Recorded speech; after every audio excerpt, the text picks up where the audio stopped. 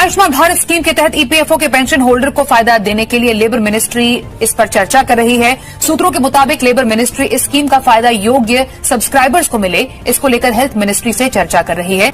नमस्कार, जय हिंद, वंदे मातरम। आज की तमाम पेंशन को लेकर 5 मुख्य बड़ी खबरों को जानते हैं सिर्फ 5 मिनट में।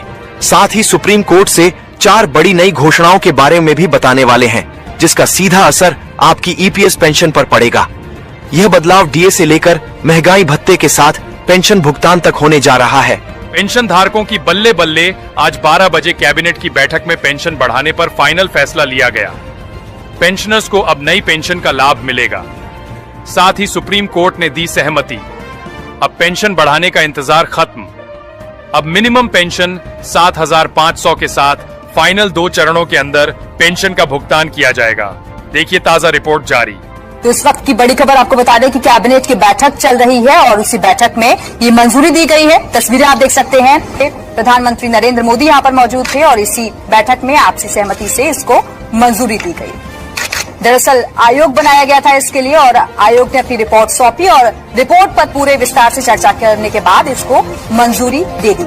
नमस्कार, जय हिंद, वंदे मातरम। ईपीएस के पेंशन धारकों के लिए बड़ी खुशखबरी। 23 साल का अटका हुआ फैसला आज मिली मंजूरी। ईपीएस के पेंशन धारकों की हुई बल्ले बल्ले। ईपीएस पेंशन बढ़ोतरी को लेकर आज फाइनली सीबीटी की बैठक के अंदर बहुत बड़ा ऐलान जारी हुआ है, जिसके अनुसार आपकी जो 4 सूत्रीय मांगे थी उनमें से एक मांग को मंजूरी दी गई है और पेंशन बढ़ोतरी को लेकर फाइनली ताजा बड़ी अपडेट आ चुकी है, जिसके अनुसार आपको गारंटी शुदा पेंशन का लाभ मिलेगा और कितनी आपको सैलरी लिमिट मिलेगी। जो 15,000 रुपए की उससे सैलरी लिमिट को खत्म किया है, तो इस तरह की आपके लिए ताजा बड़ी अपडेट आ रही है। सीबीटी के द्वारा बहुत बड़ी घोषणा की है, उसके बारे में आपको बताने वाले हैं। तो वीडियो में आगे बढ़ने से पहले आपसे एक छोटी सी रिक्वेस्ट रहेगी कि अभी तक आपने इसी चैनल को सब्सक्राइब नहीं किया तो चैनल को सब्सक्राइब कर दे। पास से बेल आइकन दिखेगा, उसे भी दबा करके ऑल पर प्रेस कर रख दे, ताकि आने वाली अगली नेक्स्ट पेंशन से जुड़ी वीडियो होगी उसका नोटिफिकेशन आपको सबसे पहले मिलेगा। तो सबसे पहले आपकी जो मांग थी कि मिनिमम पेंशन की राशि को सरकार बढ़ाए या फिर सुप्रीम कोर्ट में लंबित फैसला है उसको लेकर क्लियर ही फैसला किया जाए। तो इस तरह की आपकी पेंशन को लेकर ताजा बड़ी अपडेट आ रही है कि आपका अटका हुआ फैसला इसे सुप्रीम कोर्ट ने आज मंजूरी दी है कि ईपीएस के जो पेंशन धारक है उनकी मिनिमम पेंशन वर्तमान में 1,000 रुपए की मिलती थी, उस राशि को बढ़ा करके 7,500 रुपए के साथ में उन्हें महंगाई भत्ता देने को लेकर पहली बड़ी घोषणा की है, जिसके अनुसार पेंशन धारक ईपीएस के उनको वर्तमान में 1,000 रुपए की पेंशन मिलती थी, अब उन्हीं की जगह उनको यानी कि 7,500 रुपए की मिनिमम पेंशन मिलेगी। इस तरह की घोषणा अभी 10 मिनट पहले की घोषणा जारी हुई है कि सुप्रीम कोर्ट ने आपकी पेंशन वर्तमान में ईपीएस मिनिमम पेंशन बढ़ाने को लेकर सहमति जारी की है, जिसके अनुसार आपको गारंटी शुदा पेंशन का लाभ मिलेगा।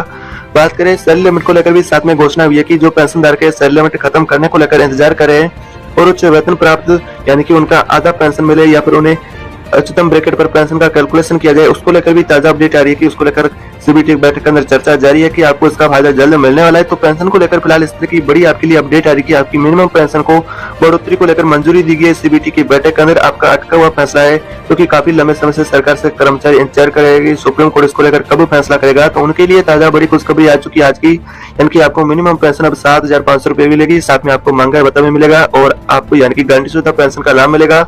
अटका हुआ फैसला जिसको लेकर आज सुप्रीम कोर्ट ने बहुत बड़ी पेंशन धारकों को खुशखबरी दी है, जिसके अनुसार आप जल्दी सभी के खातों में पेंशन का भुगतान ही किया जाएगा और पेंशन आपको 7,500 रुपए की मिलेगी।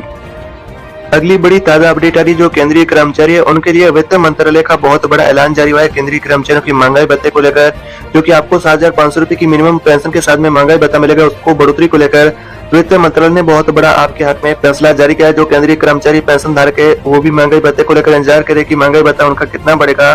तो इस तरह की ताजा फिलहाल मीडिया रिपोर्ट के अनुसार बड़ी जानकारी आ रही है कि आपके महंगाई भत्ते को 50% तक बढ़ाया जा सकता है और साथ में आपको 5,000 रुपए का मेडिकल भत्ता भी दिया जाएगा। जो कर्मचारियों को 7,500 रुपए की मिनिमम पेंशन मिलेगी उन्हीं को साथ में यानी कि 5,000 रुपए का मेडिकल भत्ता दिया जाएगा। आपकी मेडिकल की सुविधा को साथ में वित्त मंत्रालय ने मंजूरी दी है, जिसके बाद अब सुप्रीम कोर्ट और ईपीएफ को जल्दी लागू करने वाले हैं, जिसके अनुसार आपको पेंशन मिनिमम 7,500 रुपए की मिलेगी, साथ में 5,000 रुपए का मेडिकल भत्ता मिलेगा। डीए की आपकी 50% तक की बढ़ोतरी को संभव माना जा रहा है, जिससे कि कर्मचारी पेंशन धारक केंद्रीय कर्मचारी उन सभी के हक में वित्त मंत्रालय ने यह बहुत बड़ा ऐलान जारी किया, जिसके अनुसार आपको यानी कि डीए 50% तक मिल सकता है और पेंशन आपको 7,500 रुपए मिलेगी, साथ में महंगाई भत्ता है जो कि आपको 50% तक मिलेगा और साथ में आपको 5,000 रुपए का मेडिकल भत्ता मिलेगा। जो कि वृद्ध पेंशन धारक है उनकी मांग थी कि पेंशन धारकों की पेंशन बढ़ोतरी के साथ में उन्हें मेडिकल भत्ते की सुविधा अच्छी मिले, तो उनके लिए भी ताजा बड़ी अपडेट आ रही है, जिसके अनुसार आपको अच्छा मेडिकल भत्ता मिलेगा। पेंशन बढ़ोतरी को यानी कि मंजूरी दी गई है, सर्वोच्च न्यायालय द्वारा इसको सहमति भी मिल गई है। तो फिलहाल आपकी पेंशन को लेकर इस तरह की बड़ी अपडेट आ रही है। अगली बड़ी अपडेट आ रही है आपकी पुरानी पेंशन योजना को लेकर। जो कर्मचारी पुरानी पेंशन बहाली को लेकर इंतजार कर रहे हैं, जिन कर्मचारियों वो चाहे प्राइवेट सेक्टर हो, चाहे पब्लिक सेक्टर हो, चाहे वो कोऑपरेटिव सेक्टर हो, कारपोरेट सेक्टर हो, जितने भी भारत के उद्योग है एक्सेप्ट फॉर जो शासकीय सरकारी प्रशासकीय कर्मचारी है डायरेक्टली, उनको छोड़ के बाकी संपूर्ण भारत का उद्योग समूह इसमें आता है। इसमें 75 लाख लोग रिटायर्ड है। इसकी व्याप्ति समझिए, 7.5 करोड़ लोग ऐसे हैं जो इसका अंशदान करके इस स्कीम के मेंबर है, जिसको हम EPS 95 एम्प्लॉइज पेंशन स्कीम 1995 कहते हैं। ओपीएस को लेकर ताजा अगली बड़ी अपडेट आ रही कि ओपीएस को फिर से कब तक बहाल किया जाएगा और किन राज्यों के अंदर ओपीएस को अगले यानी कि चरण में बहाल किया जाएगा। अगर कुछ राज्यों की बात करें तो राजस्थान सरकार है और पंजाब, हरियाणा, झारखंड सरकार के अंदर जो कि ओपीएस को लागू किया गया है, जहां पर कांग्रेस की सरकार है। तो बाकी राज्यों के अंदर क्या ओपीएस को फिर से लागू किया जा सकता है और कर्मचारियों की मांग यह है कि सभी राज्यों के अंदर फिर से ओपीएस को बहाल किया जाए।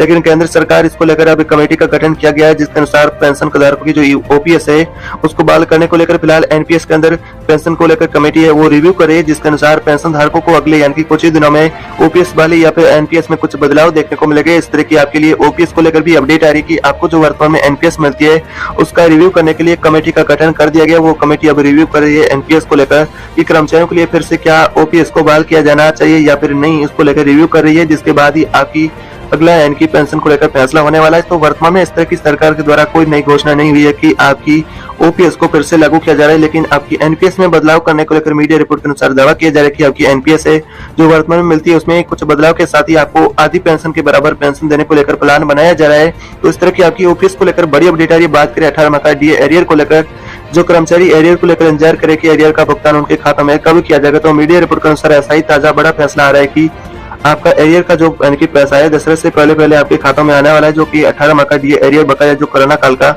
जिसको लेकर कर्मचारी काफी लंबे समय से सरकार से आस लगाए हुए बैठे हैं कि उनका एरियर का पैसा उनके खातों में रोका हुआ है वो उनके खातों में जमा किया जाए। तो उस तरह की अपडेट आ रही कि दशहरे से पहले आप केंद्रीय कर्मचारी और डीए जिनका बकाया एरियर है उनके खातों में यानी कि भुगतान किया जाएगा, जिसके अनुसार जो कर्मचारी उनका इंतजार खत्म होने वाला है। बात करें अगर आपकी यानी कि महंगाई भत्ते की, तो महंगाई भत्ते को लेकर इस तरह की अपडेट आ रही है जो कि आपका 4 से 3% की बढ़ोतरी आपकी संभव मानी जा रही है। और बोनस के पैसे को लेकर भी बहुत अच्छी अपडेट आ रही है कि बोनस का पैसा आपको जल्द मिलने वाला है।